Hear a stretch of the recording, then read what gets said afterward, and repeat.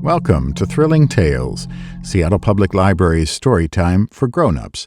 I'm your librarian reader, David Wright. Today's story is something of a puzzle. Indeed, it is the puzzle itself, and it was written, appropriately enough, by Anonymous. And now, the puzzle. 1. Pew came into my room holding something wrapped in a piece of brown paper. "Tress, I have brought you something on which you may exercise your ingenuity." He began with exasperating deliberation to untie the string which bound his parcel. He is one of those persons who would not cut a knot to save their lives. The process occupied him for the better part of a quarter of an hour. Then he held out the contents of the paper. "What do you think of it?" he asked. I thought nothing of it, and I told him so. "I was prepared for that confession. I have noticed, Tress, that you generally do think nothing of an article which really deserves the attention of a truly thoughtful mind. Possibly, as you think so little of it, you will be able to solve the puzzle." I took what he held out to me. It was an oblong box, perhaps 7 inches long by 3 inches broad. "Where's the puzzle?" I asked. "If you will examine the lid of the box, you will see." I turned it over and over. It was difficult to see which was the lid. Then I perceived that on one side were printed these words: "Puzzle to open the box." The words were so faintly printed that it was not surprising that I had not noticed them at first. Pew explained. "I observed that box on a tray outside a second-hand furniture shop. It struck my eye. I took it up, I examined it.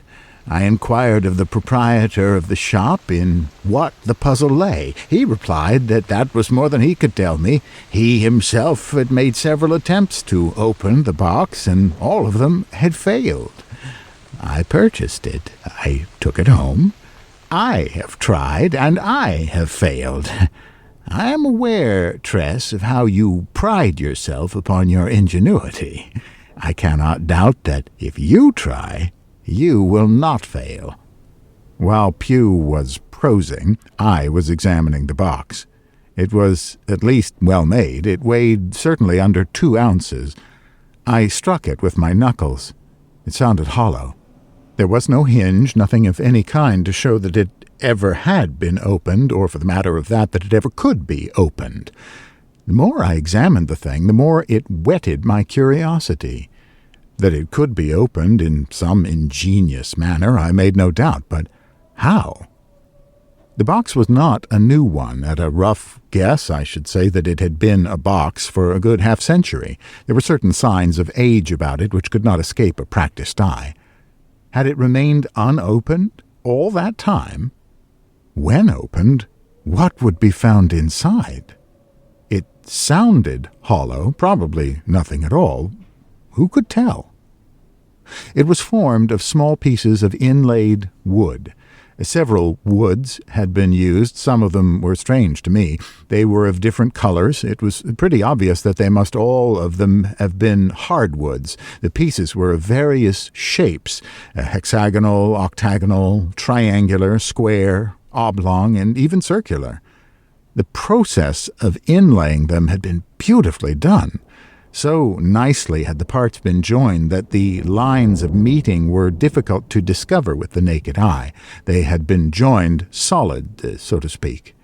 It was an excellent example of marquetry. I had been over-hasty in my deprecation. I owed as much to Pew. "This box of yours is better worth looking than I first supposed. Is it to be sold?" No, it's not to be sold, nor," he fixed me with his spectacles, "is it to be given away. I have brought it to you for the simple purpose of ascertaining if you have ingenuity enough to open it." "I will engage to open it in 2 seconds. With a hammer." "Well, I dare say I will open it with a hammer. The thing is to open it without." "Let me see." I began with the aid of a microscope to examine the box more closely. "And I will give you one piece of information, Pew. Unless I'm mistaken, the secret lies in one of these little pieces of inlaid wood. You push it, or you press it, or something, and the whole affair flies open." "Such was my own first conviction. I am not so sure of it now. I have pressed every separate piece of wood. I've tried to move each piece in every direction. No result has followed. And my theory was a hidden spring." "But there must be a hidden spring of some sort, unless you are to open it by mere exercise of force. I suppose the box is empty?" "I thought it was at first, but now I'm not so sure of that either. It all depends on the position in which you hold it. Hold it in this position, like this, close to your ear. Have you a small hammer?" I took a small hammer.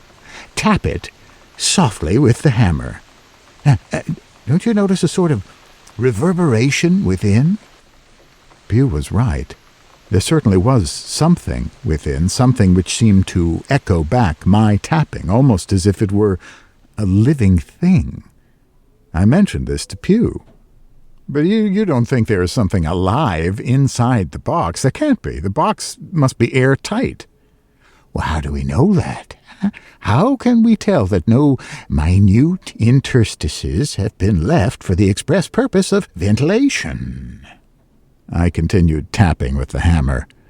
I noticed one peculiarity, that it was only when I held the box in a particular position and tapped at a certain spot there came the answering taps from within. "Well, I'll tell you what it is, Pew. What I hear is the reverberation of some machinery." "Do you think so?" "Oh, I'm sure of it." "Give the box to me." Pew put the box to his ear. He tapped.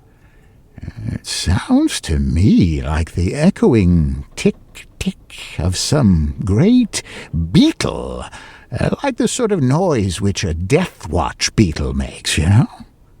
Trust Pew to find a remarkable explanation for a simple fact. If the explanation leans toward the supernatural, so much the more satisfactory to Pew. I knew better. The sound which you hear is merely the throbbing or the trembling of the mechanism with which it is intended that the box should be opened. The mechanism is placed just where you're tapping it with the hammer. Every tap causes it to jar.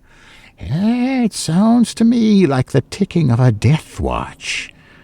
However, on such subjects, Tress, I know what you are." "My dear Pew, give it an extra hard tap and you'll see." He gave it an extra hard tap. The moment he'd done so, he started. "I've done it now." "What have you done?" "Broken something, I fancy." He listened intently with his ear to the box. "Oh, no, it seems all right. And yet I could have sworn I had damaged something. I heard it smash." "Give me the box." He gave it to me. In my turn I listened. I shook the box. Pew must have been mistaken. Nothing rattled. There was not a sound. The box was as empty as before. I gave a smart tap with the hammer, as Pew had done.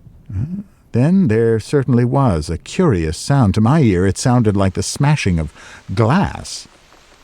I wonder if there is anything fragile inside your precious puzzle, Pew, and if so, if we are shivering it by degrees. 2. What is that noise? I lay in bed, in that curious condition which is between sleep and waking. When at last I knew that I was awake, I asked myself what it was that had woke me. Suddenly I became conscious that something was making itself audible in the silence of the night. For some seconds I lay and listened. Then I sat up in bed. What is that noise? It was like the tick, tick of some large and unusually clear-toned clock. It might have been a clock had it not been that the sound was varied, every half-dozen ticks or so, by a sort of stifled screech, such as might have been uttered by some small creature in an extremity of anguish. I got out of bed. It was ridiculous to think of sleep during the continuation of that uncanny shrieking. I struck a light. The sound seemed to come from the neighborhood of my dressing table. I went to the dressing table, the lighted match in my hand, and as I did so my eyes fell on Pugh's mysterious box. That same instant there issued from the bowels of the box a more uncomfortable screech than any I had previously heard. It took me so completely by surprise that I let the match fall from my hand to the floor. The room was in darkness. I stood, I will not say trembling, listening, considering their volume to the eeriest shrieks I ever heard. And all at once they ceased. Then came the tick, tick, tick again. I struck another match and lit the gas. Pugh had left his puzzle behind him. We had done all we could together to solve the puzzle. He had left it behind to see what I could do with it alone. So much had it engrossed my attention that I had even brought it into my bedroom in order that I might, before retiring to rest, make a final attempt at the solution of the mystery. Now, what possessed the thing? As I stood and looked and listened, one thing began to be clear to me, that some sort of machinery had been set in motion inside the box. How it had been set in motion was another matter, but the box had been subjected to so much handling, to such pressing and such hammering, that it was not strange if, after all, Pugh or I had unconsciously hit upon the spring which set the whole thing going. Possibly the mechanism had got so rusty that it had refused to act at once. It had hung fire, and only after some hours had something or other set the imprisoned motive power free. But what about the screeching? Could there be some living creature concealed within the box? Was I listening to the cries of some small animal in agony? Momentary reflection suggested that the explanation of the one thing was the explanation of the other. Rust. There was the mystery. The same rust which had prevented the mechanism from acting at once was causing the screeching now. The uncanny sounds were caused by nothing more nor less than the want of a drop or two of oil. Such an explanation would not have satisfied Pugh. It satisfied me. Picking up the box, I placed it to my ear. I wonder how long this little performance is going to continue, and what is going to happen when it is good enough to cease. I hope, an uncomfortable thought occurred to me, I hope Pugh hasn't picked up some pleasant little novelty in the way of an infernal machine. It would be a first-rate joke if he and I had been endeavoring to solve the puzzle of how to set it going. I don't mind owning that as this reflection crossed my mind, I replaced Pugh's puzzle on the dressing table. The idea did not commend itself to me at all.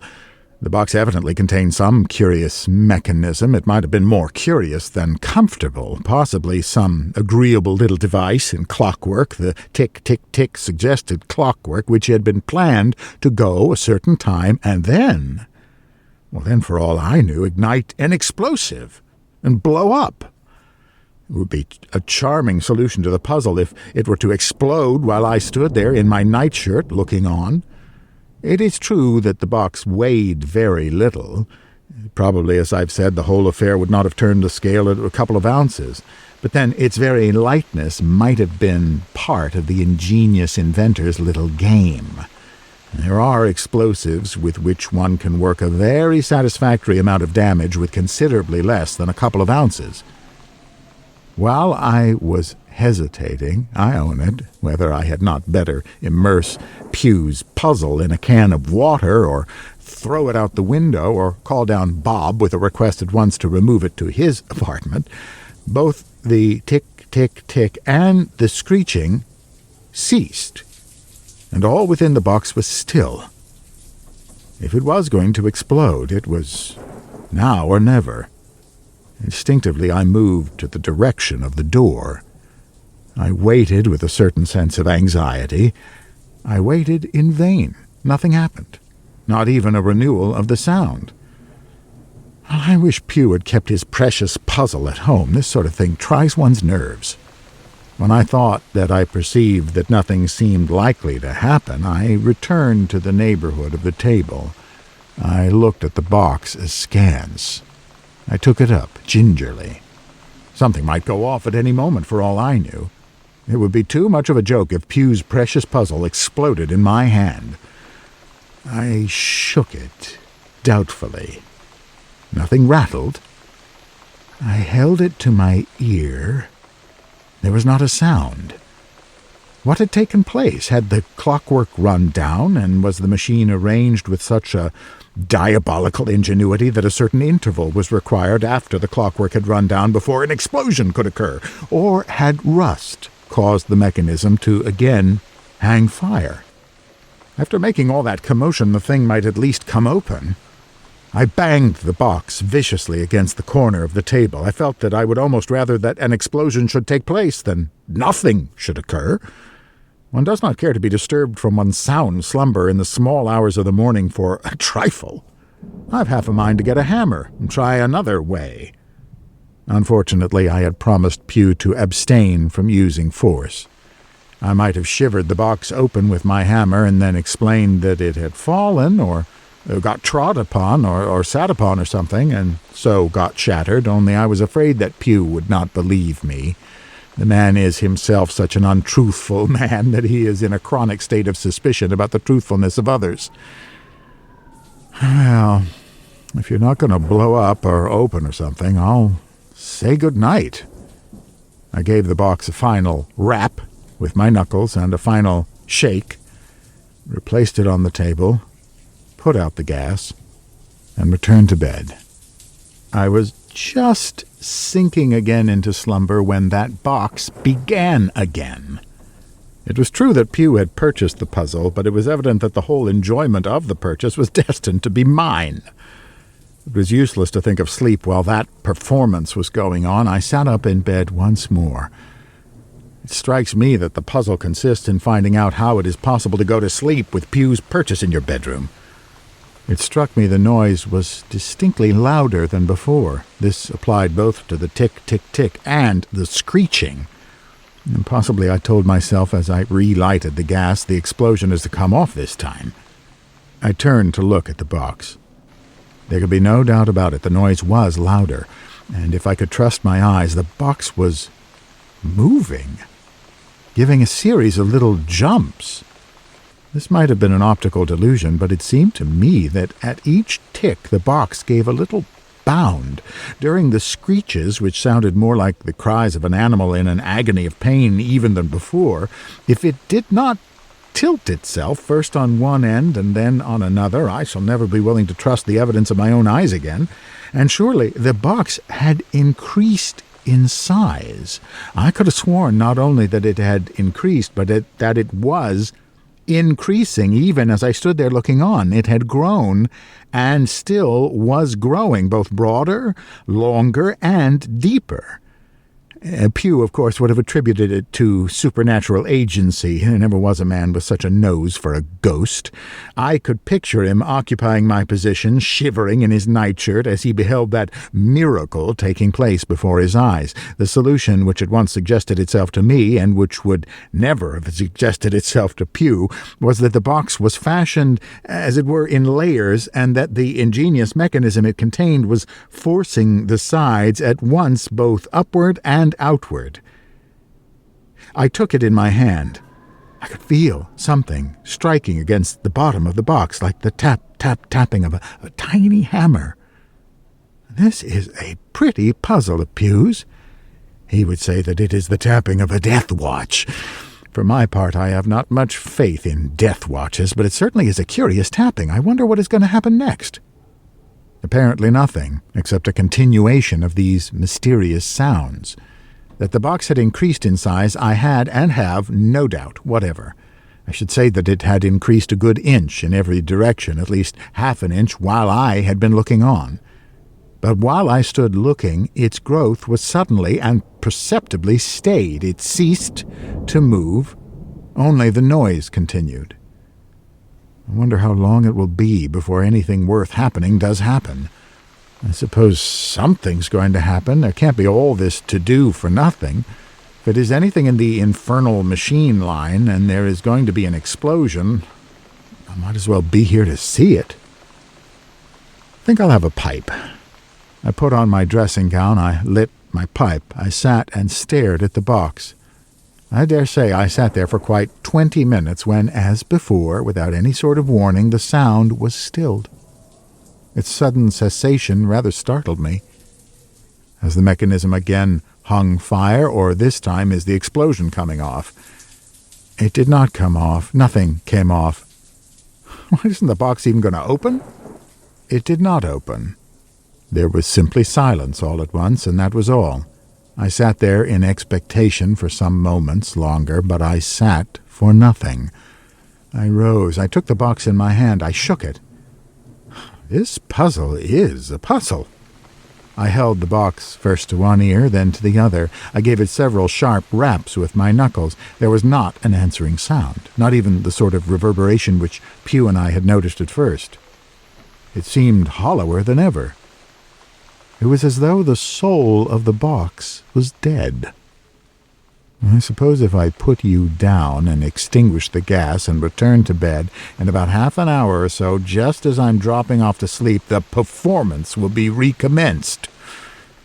Perhaps the third time will be lucky. But I was mistaken. There was no third time. When I returned to bed that time, I returned to sleep. And I was allowed to sleep. There was no continuation of the performance, at least so far as I know. For no sooner was I once more between the sheets than I was seized with an irresistible drowsiness, a drowsiness which so mastered me that I imagine it must have been instantly, sank into slumber, which lasted till long after day had dawned. Whether or not any more mysterious sounds issued from the bowels of Pugh's puzzle is more than I can tell. If they did not succeed in rousing me. And yet, when at last I did awake, I had a sort of consciousness that my waking had been caused by something strange. What it was I could not surmise. My own impression was that I had been awakened by the touch of a person's hand. But that impression must have been a mistaken one, because, as I could easily see by looking round the room, there was no one in the room to touch me. It was broad daylight. I looked at my watch. It was nearly 11 o'clock. I am a pretty late sleeper as a rule, but I do not usually sleep as late as that. That scoundrel Bob would let me sleep all day without thinking it necessary to call me. I was just about to spring out of bed with the intention of ringing the bell so that I might give Bob a piece of my mind for allowing me to sleep so late, when my glance fell on the dressing table on which the night before I had placed Pugh's puzzle. It had gone. Its absence so took me by surprise that I ran to the table. It had gone, but it had not gone far. It had gone to pieces. There were the pieces, lying where the box had been. The puzzle had solved itself. The box was open with a vengeance, one might say. Like that unfortunate Humpty Dumpty, who, so the chroniclers tell us, sat on a wall. Surely all the king's horses and all the king's men could not put Pugh's puzzle together again. The marquetry had resolved itself into its component parts. How those parts had ever been joined was a mystery. They had been laid upon no foundation, as is the case with ordinary inlaid work. The several pieces of wood were not only of different shapes and sizes, but they were as thin as the thinnest veneer, yet the box had been formed by simply joining them together. The man who made that box must have been possessed of ingenuity worthy of a better cause. I perceived how the puzzle had been worked. The box had contained an arrangement of springs which, on being released, had expanded themselves in different directions until their mere expansion had rent the box to pieces. There were the springs, lying amid the ruin they had caused. There was something else amid that ruin. Besides those springs, there was a small piece of writing paper. I took it up. On the reverse side of it was written in a minute, crabbed hand, A present for you. What was a present for me? I looked, and not for the first time since I had caught sight of Pugh's precious puzzle, could scarcely believe my eyes. There, poised between two upright wires, the bent ends of which held it aloft in the air, was either a piece of glass or a crystal. The scrap of writing paper had exactly covered it. I understood what it was when Pugh and I had tapped with the hammer had caused the answering taps to proceed from within. Our taps caused the wires to oscillate, and in these oscillations that crystal, which they held suspended, had touched the side of the box. I looked again at the piece of paper. A present for you. Was this the present, this crystal? I regarded it intently. It can't be a diamond. The idea was ridiculous, absurd. No man in his senses would place a diamond inside a tuppenny-halfpenny puzzle box. The thing was as big as a walnut. And yet, I am a pretty good judge of precious stones. If it was not an uncut diamond, it was the best imitation I had seen. I took it up. I examined it closely. The more closely I examined it, the more my wonder grew. It is a diamond. And yet the idea was too preposterous for credence. Who would present a diamond as big as a walnut with a trumpery puzzle? Besides, all the diamonds which the world contains of that size are almost as well known as the Koh-i-Noor. If it is a diamond, it is worth... well, it's worth... heaven only knows what it isn't worth if it's a diamond.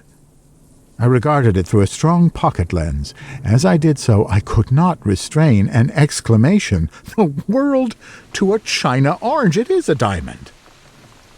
The words had scarcely escaped my lips than there came a tapping at the door. "Come in," I cried, supposing it was Bob. It was not Bob. It was Pugh.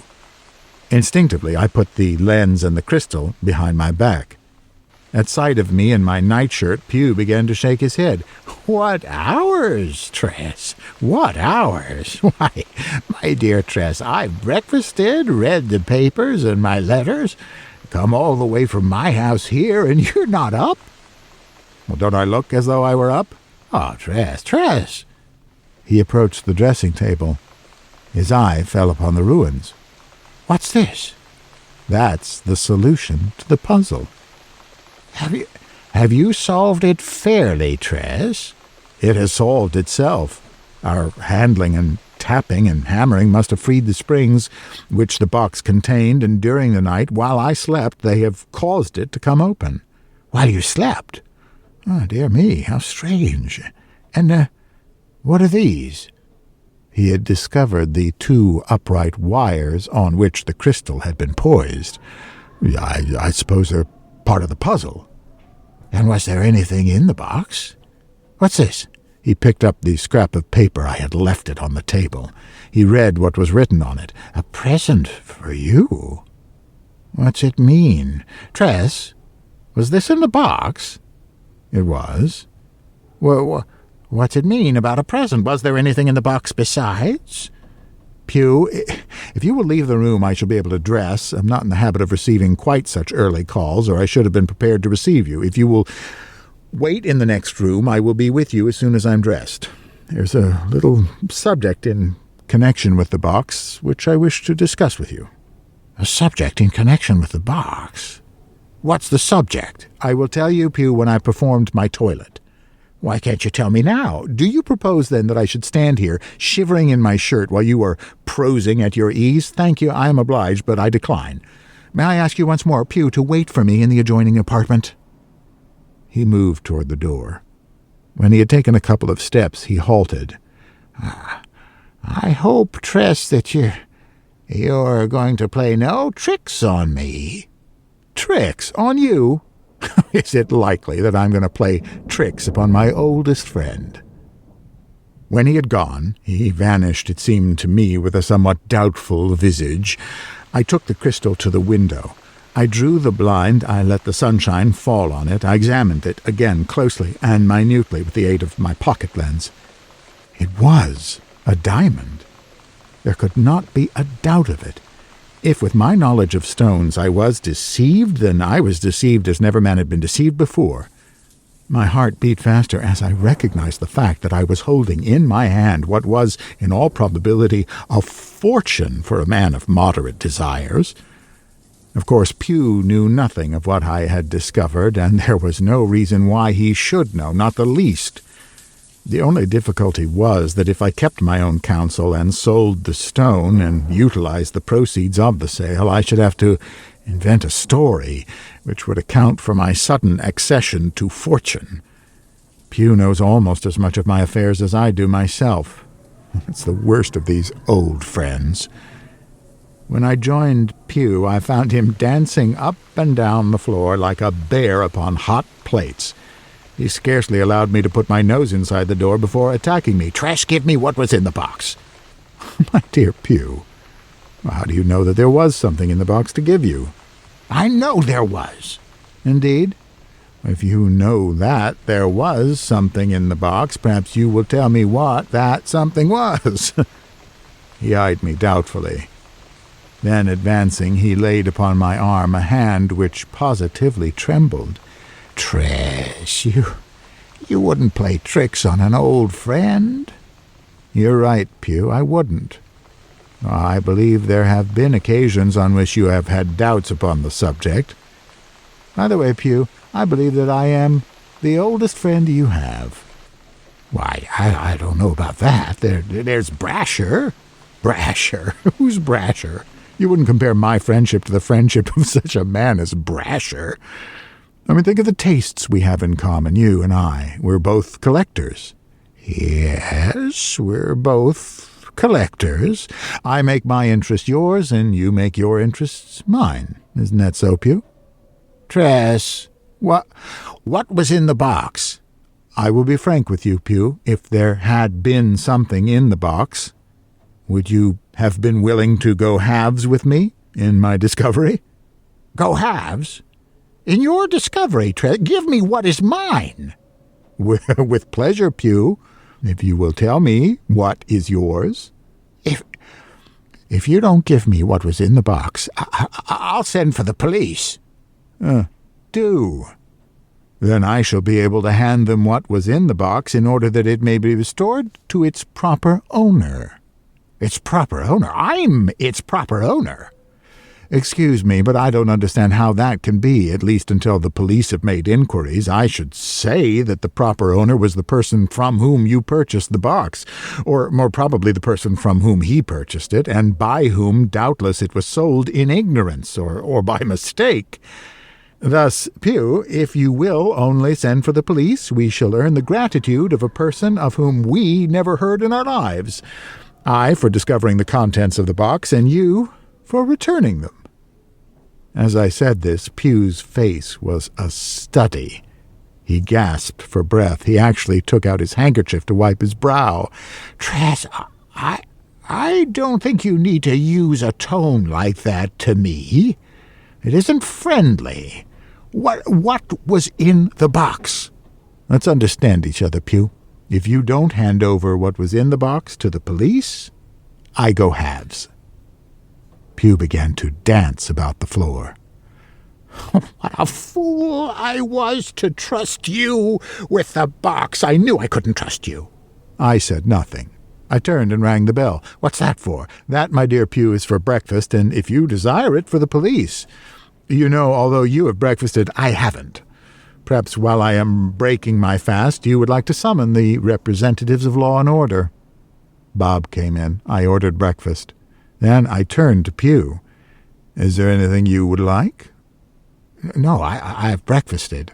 "It wasn't of breakfast I was thinking. It was of something else. Bob is at your service, if, for instance, you wish to send him on an errand." "No, I want nothing. Bob can go." Bob went. Directly he was gone, Pew turned to me. "You shall have half. What was in the box?" "I shall have half." "You shall."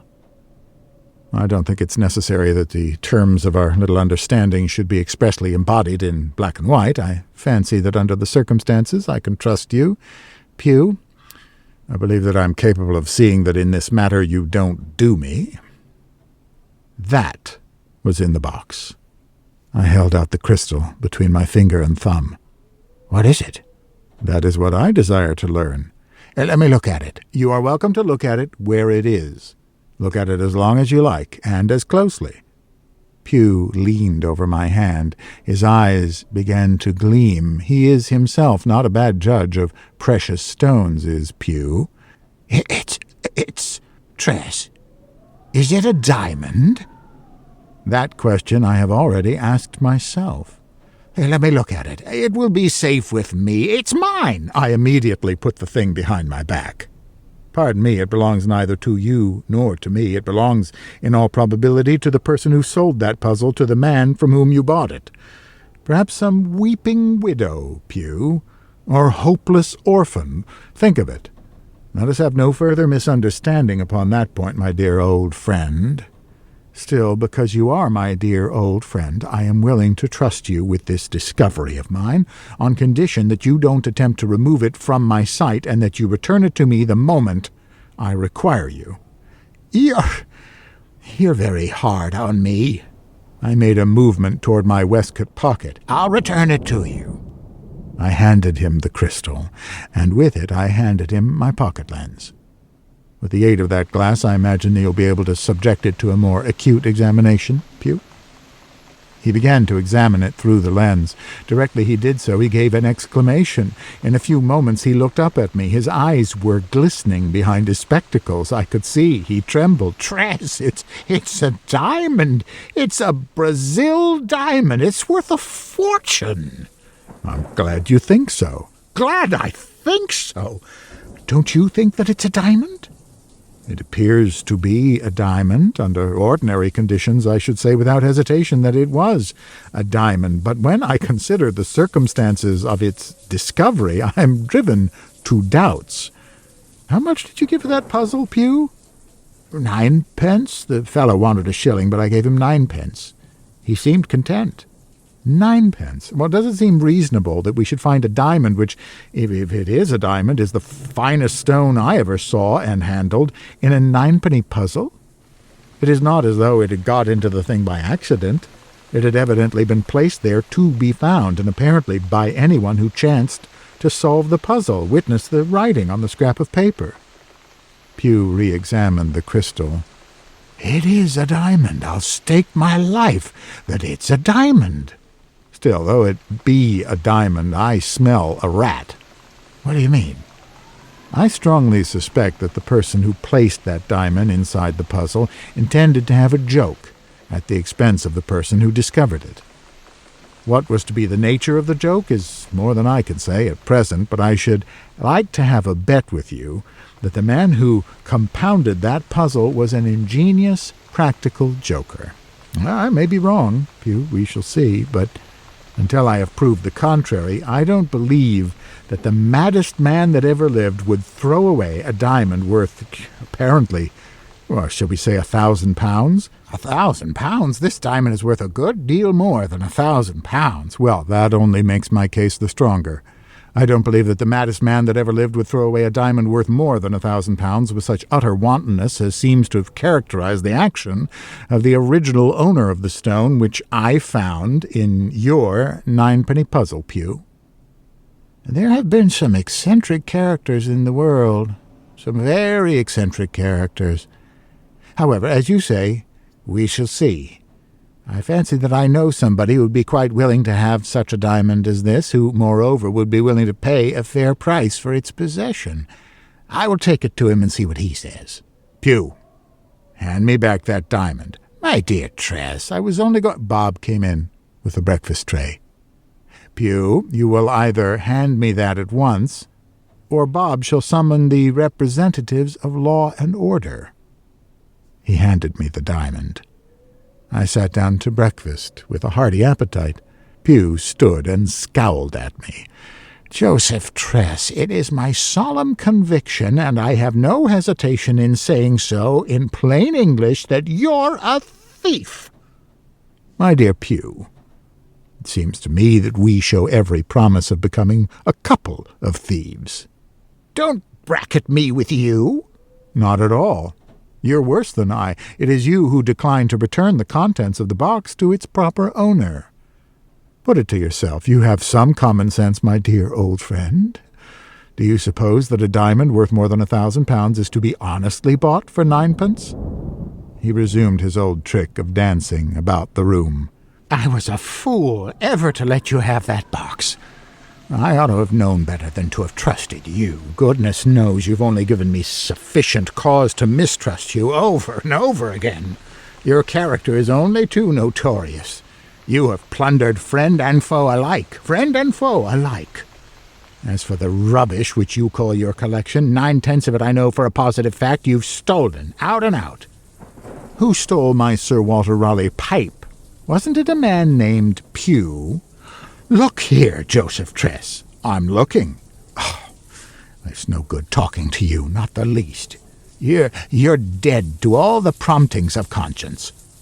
May I inquire, Mr. Tress, what it is you propose to do?" "I propose to do nothing except summon the representatives of law and order. Failing that, my dear Pugh, I had some faint, very vague idea of taking the contents of your 9-penny puzzle to a certain firm in Hatton Garden who are dealers in precious stones, and to learn from them if they are disposed to give anything for it, and if so, what." "I shall come with you." "With pleasure, on condition that you pay for the cab." "I pay for the cab? I will pay half." "Not at all. You'll either pay the whole fare, or else I will have one cab and you shall have another. It's a 3-shilling cab fare from here to Hatton Garden. If you propose to share my cab, you will be so good as to hand over that 3 shillings before we start." He gasped, but he handed over the 3 shillings. There are few things I enjoy so much as getting money out of Pugh. On the road to Hatton Garden we wrangled nearly all the way. I own that I feel a certain satisfaction in irritating Pugh. He's such an irritable man. He wanted to know what I thought we should get for the diamond. You can't expect to get much for the contents of a 9-penny puzzle, not even the price of cab fare, Pugh. He eyed me, but for some minutes he was silent. Then he began again. "Tress, I don't think we ought to let it go for less than £5,000. Seriously, Pugh, I doubt whether when the whole affair is ended we shall get 5,000 pence for it, or for the matter of that 5,000 farthings. "But why not? Why not? It is a magnificent stone, magnificent. I'll stake my life on it." I tapped my breast with the tips of my fingers. There's a warning voice within my breast that ought to be in yours, Pugh. Something tells me, perhaps it is the unusually strong vein of common sense which I possess, that the contents of your 9-penny puzzle would be found to be a magnificent do, an ingenious practical joke, my friend. "I don't believe it." But I think he did. At any rate, I had unsettled the foundations of his faith. We entered the Hatton Garden office side by side. In his anxiety not to let me get before him, Pugh actually clung to my arm. The office was divided into 2 parts by a counter which ran from wall to wall. I advanced to a man who stood on the other side of this counter. "I want to sell you a diamond." "We want to sell you a diamond," interpolated Pugh. I turned to Pugh. I fixed him with my glance. "I want to sell you a diamond. Here it is. What will you give me for it?" Taking the crystal from my waistcoat pocket, I handed it to the man on the other side of that counter. Directly he got it between his fingers and saw what it was that he had got, I noticed a sudden gleam come into his eyes. This is rather a fine stone." Pugh nudged my arm. "I told you so." I paid no attention to Pugh. "What would you give me for it?" "Do you mean, what will I give you for it, cash down upon the nail?" "Just so. What will you give me for it, cash down upon the nail?" The man turned the crystal over and over in his fingers. "Well, that's a rather large order.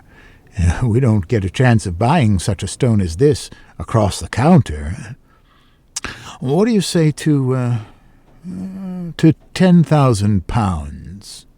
10,000 pounds. It was beyond my wildest imaginings. Pew gasped. He lurched against the counter. 10,000 pounds, he echoed.